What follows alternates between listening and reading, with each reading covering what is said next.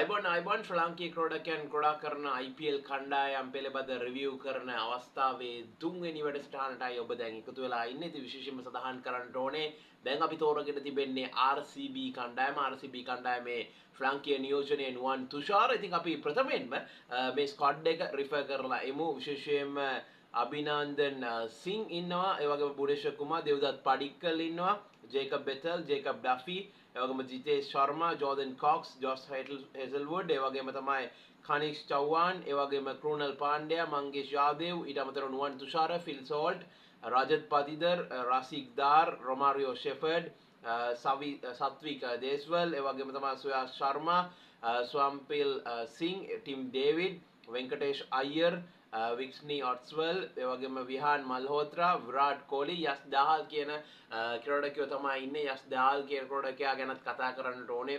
පසුගිය සීසන් එකට කලින් සීසන් එකෙත් ගොඩක් කතා බහට ලක් වෙච්ච ක්‍රීඩකෙක්. ඒ වගේම තමයි අපි ගත්ත දින බැටිං ලයින් අප් එක ඉතාමත්ම ස්ට්‍රෝං බැටිං ලයින් අප් එකක් අපිට හදා ගන්න පුළුවන් මේ ටීම් එකකින් ගත්ත දින නේම අපි ෆොරින් ප්ලේයර්ස් ගත්ත දින ඔබ දන්නවා අනිවාර්යයෙන්ම ක්‍රීඩා කරાવી කියලා මට විශ්වාස කරන්න පුළුවන් ක්‍රීඩකයෝ කීප දෙනෙක් ඉන්නවා මෙතන. Feel salt, Tim David, රොමාරියෝ shepherd ඉන්නවා පිතිකරුවන් විදියට ෆොරින් ප්ලේයර්ස්ලා විදියට සෙල්ලම් කරන්න. එවම ජොස් හෙසල්වුඩ් පන්දියවන්නා විදියට සෙල්ලම් කරාවේ. නුවන් තුෂාරට ඒ අතරින් පතර RCB කණ්ඩායම නියෝජනය කිරීමේ අවස්ථාව බොහෝ දුරට උදා වේවි කියන කාරණේ සඳහන් කරනවා. ඊට අමතරව ඉන්නවා ජෝර්දන් කොක්ස් ඉන්නවා, ජේකබ් බෙතල්, ජේකබ් ඩෆි කියන ක්‍රීඩකයෝ ඉන්නවා. ඉතින් මේ RCB යුනිට් එක යන පැත්ත බැලුවාම, ඒ කෝණේ බැලුවාම සාමාන්‍ය ඉතිහාසයත් එක්ක නුවන් තුෂාරට තරගයක් දෙකක් ක්‍රීඩා කරන්නට නම් අවස්ථාව ලැබෙවි කියන කාරණය සඳහන් කරනවා. ඕනේ බැටිං පැත්ත ගත්තාම දේවදත් පඩික්කල් සිටිනවා. ඊට අමතරව අපි ගත්ත දින් එහෙම විරාට් කොහ්ලි සිටිනවා. අමතක කරන්න බැරි චරිතය රාජත් පතිදර්, ජිතේෂ් ශර්මා කියන ක්‍රීඩකයන් අනිවාර්යයෙන්ම කණ්ඩායම නියෝජනය කරાવી.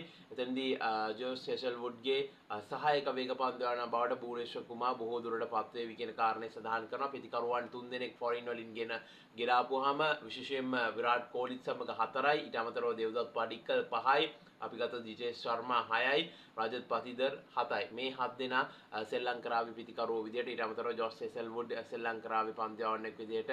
ඊට අමතරව බුවනේශ්වර කුමාර් ක්‍රීඩා කරાવી.